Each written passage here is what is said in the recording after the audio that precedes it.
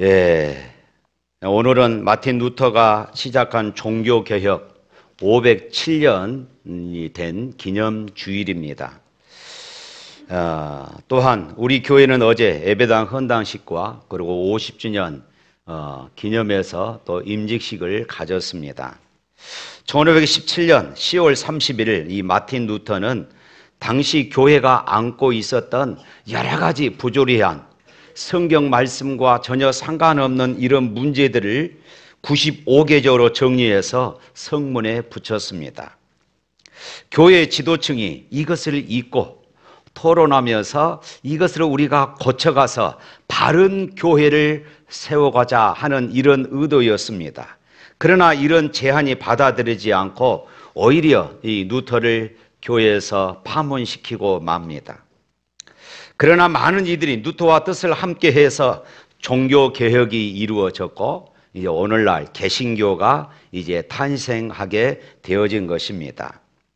그러나 종교개혁 후에 500여 년이 지나며 개신교회들이 적지 않은 문제들을 노출하고 있고 또 사회에 많은 지탄과 그리고 손가락질을 받는 이런 일들이 심심찮게 일어나고 있는 것을 보면은 참 목사로서 마음이 아프기도 합니다. 오늘은 요시야 왕의 종교개혁을 통하여서 이 종교개혁 정신과 그리고 우리 샘물교회 50주년을 맞이하고 앞으로 100년을 향하여서 나아갈 때에 우리 교회가 주목해야 할 일들, 우리 다음 세대들이 주목해야 할 일들이 무엇인가 하는 것들을 오늘 함께 말씀을 통하여 나누기를 원합니다. 이 요시야 왕은 참으로 어려운 환경에서 자랐습니다. 그의 할아버지, 그의 증조 할아버지는 히스기야 왕입니다. 기도로 응답받고 그 생명이 15년이나 연장받았던 사람이죠. 그의 아들 므낫세, 그러니까 이 요시야 왕의 할아버지, 이 할아버지는 남쪽 유다 나라의 이스라엘 나라의 20명의 왕들 중에서 가장 악한 왕이었고 가장 우상을 많이 섬기는 왕, 그리고 예루살렘 성전 안에다가 우상을 세워서 섬겼던 그런 악한 왕이었습니다. 그리고 이제 요시야의 아버지 아몬 왕은 자기 아버지 므낫세를 따라서 우상을 여전히 함께 섬겼습니다. 그러다가 신하들에 의해서 그가 2년 만에 죽임을 당하게 되어지지요. 그리고 요시야는 8살에 이제 이 백성들에 의해서 왕으로 세워지게 되어집니다. 그런데 오늘 요시야 왕을 어떻게 평가하고 있느냐 하면 2절 말씀을 보면은 이렇게 말하고 있어요. 2절 말씀 한번 읽어볼까요? 2절 시작. 여호와 보시기에 정직하게 행하여 그의 조상 다윗의 길로 걸으며 좌우로 치우치지 아니하고. 여기 말씀 보면 세 가지로 평가하고 있는데 첫 번째, 여호와 보시기에 정직히 행했다. 그 다음에 두 번째, 다윗의 길로 행했다. 그리고 세 번째로 오직 한결같은 마음으로 여호와를 섬겼다. 좌로나 우로나 치우치지 않았다. 요시야 왕을 성경은 이렇게 평가하고 있습니다. 열왕기하 23장 25절에 요시야를 또 이렇게 평가하고 있습니다. 다 같이 또 한번 읽어봅니다. 요시야와 같이 마음을 다하며 뜻을 다하며 힘을 다하여 모세의 모든 율법을 따라 여호와께로 돌이킨 왕은 요시야 전에도 없었고 후에도 그와 같은 자가 없었더라. 야, 얼마나 참 위대한 평가입니까? 어제 우리 샘물교회 50주년 기념 행사를 가졌습니다. 우리 샘물교회에 속한 저와 여러분들이 후대에 이런 평가를 받을 수 있기를 주님의 이름으로 축복합니다. 할렐루야. 자, 그렇다면은 이렇게 요시야가 후대에까지 이런 평가를 받을 만한 이런 종교 개혁을 일으켰는데 그가 종교 개혁을 일으켰던 그 모토가, 그 중심이 무엇이었느냐? 첫 번째가 하나님 중심이었습니다. 하나님 중심. 우리 3절 말씀 한번 읽어봅니다. 3절에 있는 말씀. 아직도 어렸을 때 곧 왕위에 있는 지 8년에 그의 조상 다윗의 하나님을 비로소 찾고 제12년에 유다와 예루살렘을 비로소 정결하게 하여 그 산당들과 아세라 목상들과 아로새긴 우상들과 부어 만든 우상들을 제거하여 버리매. 나이가 어렸을 때에 아직 신앙 성장이 이루어지지 않고, 그리고 신하들의 눈치를 봐야 할 8살의 왕이 되었으니까 신하들의 눈치를 봐야 하는 그런 시기지 않습니까? 어쩌면은 지금 자기 아버지가 신하들에 의해서 암살을 당했으니까 때로는 이 아들도 살기에 급급하는 그런 분위기였을 수도 있을 것입니다. 8살에 홀로 된 사람입니다. 그가 왕이 되었을 때에 자신의 몸 하나 살고자 급급했을 이런 상황이었어요. 어린 나이 8살의 왕이 되었으니 어떻게 자신 스스로 자신의 정책을 펼칠 수 있었겠습니까? 그러나 이제 16살이 되자 달라졌습니다. 하나님을 찾기 시작했다, 이렇게 말합니다. 하나님의 은혜를 사모하기 시작했다, 이 말씀입니다. 그리고 왕이 된 지 12년이 되었습니다. 이제 20살이 되었어요. 어떻게 변했습니까? 요시야 왕이 하나님을 찾기 시작하자 그의 눈에 들어온 것이 있었습니다. 우상들이었어요. 온 세상이 우상천지였습니다. 하나님을 섬기는 예루살렘 성전조차도 우상단지들이 지금 놓여 있는 것입니다. 요즘으로 말하면 불상이 예배당 안에 있는 것이에요. 하나님을 찾기 시작하자 이 요시야의 눈에 이런 우상들이 들어오기 시작한 것입니다. 지금까지 섬기던 아세라상, 태양상들을 부셔서 그런 가루로 만들어 뿌려버렸습니다. 여호와를 믿는다고 하면서 예루살렘 성전에 나와서 예배드리는 백성들, 그렇지만 그들이 또다시 돌아가서는 또 우상 앞에 절하고 우상을 숭배하는 그런 삶을 살았는데, 이 요시야 왕은 이 전국의 모든 우상들을 다 제거해 버리는 이런 일들을 감행합니다. 6절 말씀 한번 읽어볼까요? 얼마나 철저하게 했는지 6절에 나와 있습니다. 또 므낫세와 에브라임과 시므온과 납달리까지 사면 황폐한 성읍들에도 그렇게 행하여. 이 므낫세와 에브라임은 북이스라엘의 중심입니다. 지금 북이스라엘은 이미 아수리에게 멸망한 상태예요. 그런데 그 북이스라엘에게까지 가서 이 요시야 왕은 우상들을 다 철폐했습니다. 그 다음 여기 시므온은 유다의 최남단이고 납달리는 북이스라엘의 최북단이에요. 그러니까 이스라엘 지도상 남과 북을 떠나서 남쪽에서부터 시작해서 북쪽 끝까지 우상들을 다 철폐했어요. 여러분, 이것이 쉬운 일이었을까요? 오늘날에도 보면은 정권이 바뀌면은 항상 기득권이라는 것이 있어요. 기득권을 물리친다는 것, 기득권들을 이겨낸다는 것은 정말로 쉽지 않는 그런 일들입니다. 그러나 여기 보십시오. 지난 십수년이 아니라 수백 년에 이르러서 우상을 섬기고 그러는 중에 거기에 분명히 그것을 통하여 이익을 보는 기득권 세력들이 있었을 것입니다.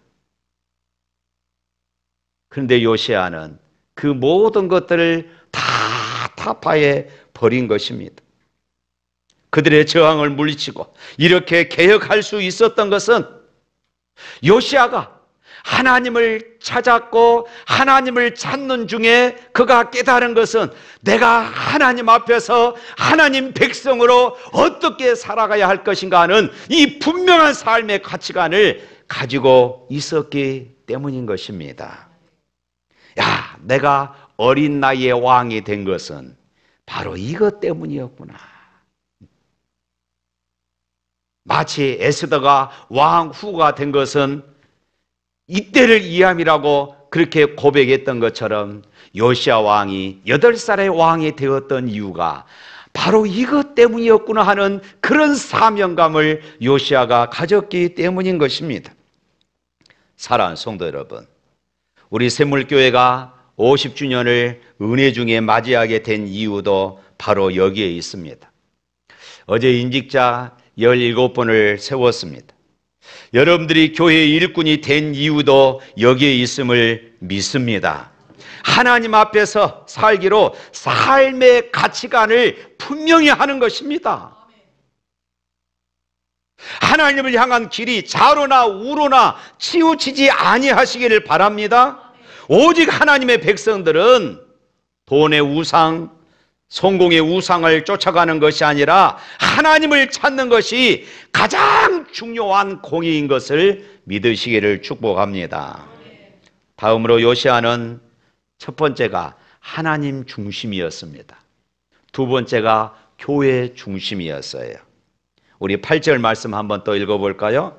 8절에 있는 말씀, 요시야가 왕위에 있는지 18째 해에 그 땅과 성전을 정결하게 하기를 마치고 그의 하나님 여호와의 전을 수리하려 하여 아살라의 아들 사반과 시장 마세야와 서기관 요아스의 아들 요아를 보낸지라.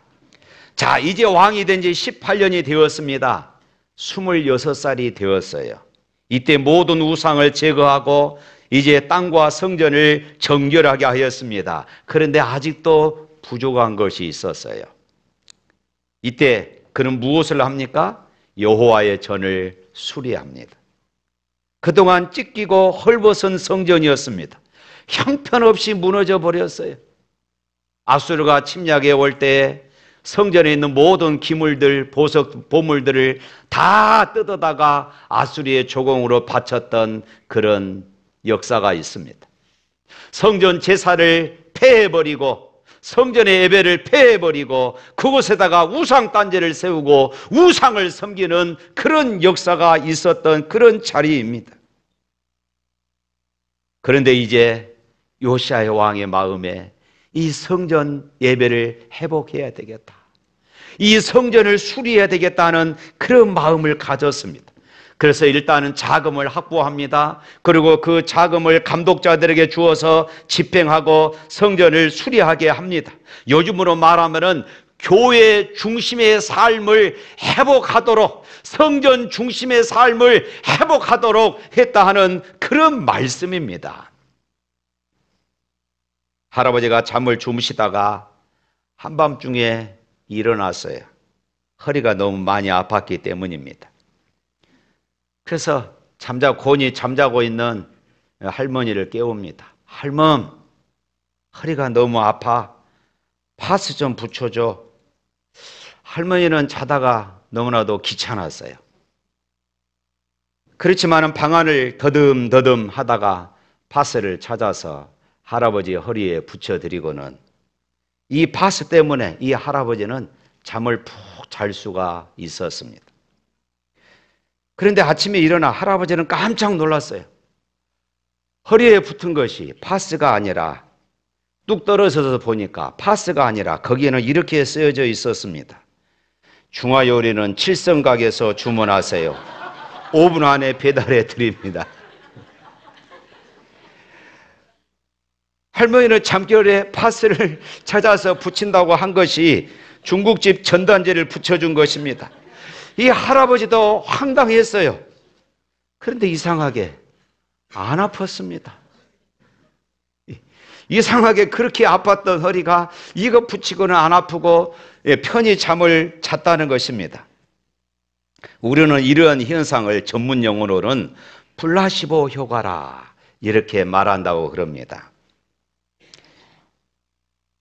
플라시보 효과, 의사가 효과 없는 가짜 약을, 이 가짜 약의 치료법을 환자에게 처방을 했습니다. 환자의 긍정적인 마음으로 인해서 병세가 호전이 되었어요. 선생님이 지어주신 약 때문에 우울증이 나았어요. 그런데 사실 그 의사가 지어준 약은 비타민이었습니다. 우리가 성장할 때 아프면은 엄마 아빠가 아이들의 배를 이렇게 주물러 주잖아요. 엄마 손은 약손. 예. 여러분 다 해보셨죠? 엄마 손은 약손, 아가배는 똥배. 이렇게 이야기를 합니다. 그런데 이상하게 배가 안 아파요. 아이들이 배가 나았습니다.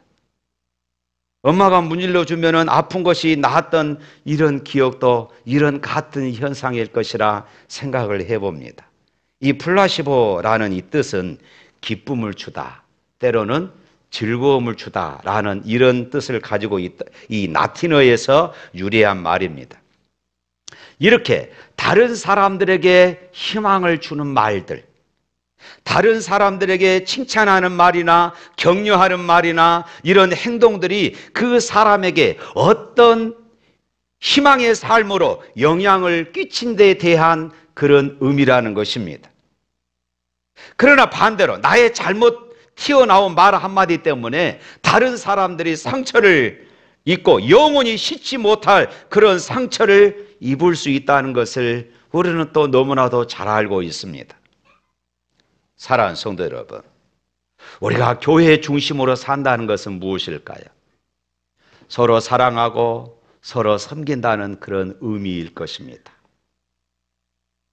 저는 우리 교회 성도들이 믿음이 성장하면서 위로하고 격려하고 사랑한다 말할 줄 아는, 다른 사람들에게 행복을 전달해 주는 복된 성도들이 되시기를 주님의 이름으로 축복합니다. 예수님께서 십자가를 통하여서 우리의 허물을 덮어주시고 우리를 치유해 주시고 우리를 회복하셨기에 오늘 우리는 주님의 몸된 교회로서 이렇게 서로 아픔을 나누고 기쁨을 함께 나누며 살아야 할 주님의 몸된 교회이기 때문에 그렇습니다. 힘들게 일한 남편에게 수고해서 이 말 한마디는 최고의 명약이 되어질 것입니다. 고생한 아내에게 고생했지 라는 말 한마디는 최고의 명약이 되어질 것이에요. 하나님이 우리에게 많은 은사를 주셨지만은 그 중에서 사람을 사랑하며 위로해주고 격려해 줄 수 있는 성도는 하나님의 최고의 은사를 선물로 받은 것임을 믿으시기를 바랍니다. 그런데 많은 이들이 교회에 와서 오히려 상처를 입고 교회를 떠나는 일들이 발생하기도 합니다. 그들의 믿음의 채 생기기도 전에 상처를 입고 교회를 떠나는 그런 이들이 참 있습니다. 사랑하는 성도 여러분, 건강한 교회의 꿈은 치유와 회복이 있는 교회입니다. 할렐루야. 교회는 이 시대의 희망입니다. 교회는 예수님의 이름으로 일어나는 희망의 공동체입니다. 교회에 나와서 기도하여 응답받고 교회에서 말씀 듣고 위로받으며 치유와 회복을 경험하고 새로운 사명을 붙잡고 살아가야 하는 것입니다. 교회에 나와서 죽음의 공포를 이기고 양심의 자유를 누리며 질병의 두려움과 마음의 걱정에서 해방되어야 합니다. 복음의 기쁨을 맛보고 참된 평강이 회복되어야 합니다. 죽어가는 사람이 예수님을 만나면은 삶에 대한 희망이 회복되어집니다. 가난에 굶주린 자들, 병든 자들, 간음하다가 현장에 붙잡힌 여인, 38년 된 병자, 안진병이, 헐리증 앓은 자가 예수님을 만나서 그들의 인생이 회복되어졌던 것입니다. 할렐루야. 죽음에서 일어나게 되고 가난에서 벗어나게 되고 질병에서 낫게 되고 죄의 종에서 자유의 몸이 되는 이런 역사가 교회를 통하여서 일어나야 하는 것이에요. 하나님은 우리 샘물교회를 이 희망의 공동체로 쓰기를 원하십니다. 그러므로 나는 아무것도 아니다, 나는 할 수 없다, 우리 교회는 힘이 없다, 우리 교회는 부족한 것이 많다, 이렇게 말하지 마십시오. 성경에 나오는 인물들을 보십시오. 아브라함은 어땠습니까? 아브라함의 아버지는 우상 장사꾼이었습니다. 그러면도 그가 75세에 하나님의 부름을 받았지 않았습니까? 야곱은 어땠습니까? 야곱은 거짓말장이고 욕심꾸러기였습니다. 부모를 속이고 가출한 사람이었습니다. 모세는 어땠습니까? 다윗은 어땠습니까? 살인자였고 간음자였습니다. 그런데 하나님은 그들을 사용하셨어요. 사랑하는 성도 여러분, 교회의 중심으로 사는 사람이 될 수 있기를 축복합니다. 교회의 부정적인 면만 보면서 교회를 등지지 않기를 바랍니다. 그래도 사회보다 교회가 희망이 있습니다. 어느 교회든 부족하지만은 교회에 와서 배우고 서로 교제하고 모이기를 힘쓰고 온 백성의 칭찬을 듣고 구원받는 사람들이 날마다 더해가는 것입니다. 할렐루야! 마지막으로 우리가 또 가져야 할 마음이 있습니다. 첫 번째로는 하나님 중심이었습니다. 두 번째로는 교회 중심이었습니다. 세 번째로는 말씀 중심입니다. 할렐루야! 성전을 수리하다가 이제 제사장 hil기야가 성전 안에서 율법책을 발견했어요. 생각해 보십시오. 어떻게 성전에서 율법책을 발견할 수 있겠습니까? 사실 이것은 잊어버리는 것이 아니라 그동안 찾는 사람이 없었다는 것이에요. 수십 년, 수백 년 동안 성전에서 하나님의 말씀이 익혀지지 않았다는 것입니다.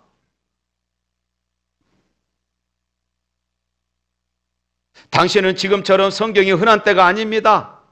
참으로 귀한 때이죠. 사반이 그 책을 왕에게 가져왔습니다. 사반이 그 책을 왕 앞에서 읽었습니다. 이때요, 왕이 그 말씀을 듣고 어떻게 했습니까? 19절 말씀 한번 읽어볼까요? 19절 말씀 시작. 곧 자기 옷을 찢더라. 왕이 율법의 말씀을 듣자 곧 자기 옷을 찢었다. 이것은 왕이 통회하고 자복했다는 것입니다. 왜 그렇습니까? 21절 말씀 보면은 우리 21절 말씀 다 같이 한번 읽어보도록 하겠습니다.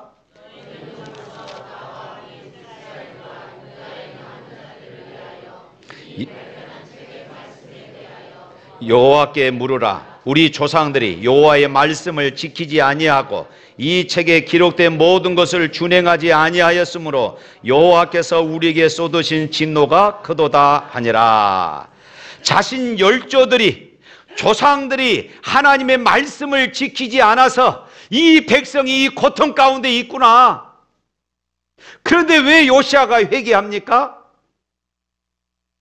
내 죄로 여기는 것입니다. 내 죄로 여겼어요. 느헤미야도 마찬가지였습니다. 느헤미야도 이스라엘 땅에 돌아와서 이스라엘이 이렇게 황폐된 것을 바라보며 통곡하며 금식하며 하나님 앞에 외쳤던 것은 조상들을 탓으로 돌리지 않고 나 때문입니다. 이 나라를 용서하여 주옵소서.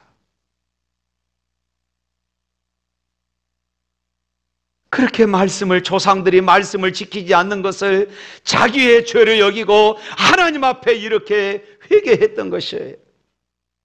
29절을 보면은 이제 요시야 왕은 모든 장로들을 부릅니다. 그리고 30절에 보면은 이제 모든 백성들을 또 불러 모았습니다. 그리고 이 말씀을 읽어 주었어요. 쉽게 말하면 말씀 사격회가 일어난 것입니다. 말씀에 주목하게 한 것입니다. 그리고 왕은 어떻게 합니까? 31절에 보면은 여호와 앞에서 언약을 세우되 마음을 다하고 성품을 다하여 여호와를 순종하고 그 명령과 법도와 율례를 지켜 이 책에 기록된 언약의 말씀을 이루어 갔습니다.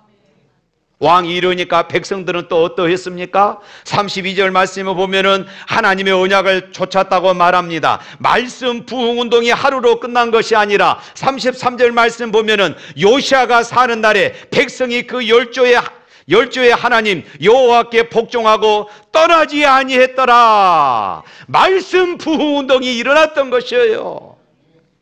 말씀 중심의 삶이 이제서야 회복이 되었던 것입니다. 그동안 수십 년, 수백 년 동안 잊혀졌던 하나님의 말씀이 이제 백성들의 심령에, 백성들의 삶에서 들려지기 시작했던 것이에요. 사랑하는 성도 여러분, 교회는 진리의 기둥터입니다. 진리가 선포되는 것입니다. 교회란 진리를 드러내놓고 진리를 수호하고 진리와 함께 살고 진리와 함께 있는 곳이어야 하는 것입니다. 교회란 규모가 문제가 아닙니다. 하나님의 말씀이 바르게 선포되느냐 그렇지 않느냐, 이것이 교회의 중요한 표지가 되어지는 것입니다. 예레미야 선지자 시대에 이스라엘은 예레미야가 선포하는 하나님의 말씀을 듣지 않았습니다. 그들은 가짜, 거짓 선지자들이 외치는 그 말에 속았어요. 거짓 선지자들이 평안의 복음을 외쳤습니다. 축복의 복음을 외쳤어요. 가짜 평안을 외치고 가짜 축복을 외쳤습니다. 이스라엘 백성들은 예레미야 선지자가 선포하는 하나님의 말씀을 듣지 않고 가짜 선지자가 외치는 가짜 평안, 가짜 축복을 그들은 따랐던 것입니다. 그 결과 나라가 바벨론에게 멸망하고 말았지 않습니까? 사랑하는 성도 여러분, 우리가 신앙생활 하면서 세상에 주는 가짜 평안에 속으면 안 됩니다. 세상에 주는 가짜 축복에 우리가 속이면 안 됩니다. 때로는 강단에서 선포되는 말씀이 우리의 귀에 거북한 그런 말씀이 될 수도 있어요. 그러나 하나님의 말씀에 아멘할 수 있기를 주님의 이름으로 축복합니다. 하나님의 참된 교회는 사람의 머리를 만족시키고 사람의 감정을 만족시키는 그런 말씀이 아니라 하나님의 말씀은 성경 말씀에 합치된 것입니다. 교회는 그래서 말씀 중심이 되어야 합니다. 말씀이 내 영혼을 살려야 하는 것이에요. 말씀으로 내가 말씀 때문에 삽니다. 내가 말씀 때문에 힘들고 어렵지만은 오늘 또 이겨냅니다. 이런 고백이 우리 안에 있어야 될 줄로 믿습니다. 세상에서 맛볼 수 없는 기쁨, 세상에 줄 수 없는 평안과 위로를 우리는 이 말씀에서 찾아야 하는 것입니다. 성경은 살아 운동력이 있어 좌우의 날선 검보다 예리하여 혼과 영과 관절과 골쇠를 쪼개는 능력이 있는 줄로 믿습니다. 종교개혁자 마틴 루터는 의인은 믿음으로 말미암아 살리라, 이 말씀 한 구절 때문에 종교개혁의 깃발을 들었던 사람입니다. 그렇습니다. 성경에 있는 진리 하나가 인간의 모든 지혜보다 나은 것이에요. 많은 것이 있어야 하고 많은 것을 배워야 이렇게 살 수 있는 것이 아닙니다. 우리에게는 이미 우리 주님을 구주로 모시는 믿음을 선물로 받았습니다. 하나님의 크신 사랑 때문에 오늘 저와 여러분들은 천국 백성이 된 줄로 믿습니다. 이제 우리가 방향만 조금 바꾸면 하나님 중심, 교회 중심, 말씀 중심으로 살 수 있습니다. 우리가 50주년을 보내고 이제 1세기를 바라보면서 우리가 회복해야 할 것, 우리 다음 세대들에게 유산으로 물려줘야 할 것이 무엇이겠습니까? 바로 하나님 중심, 교회 중심, 이 말씀 중심입니다.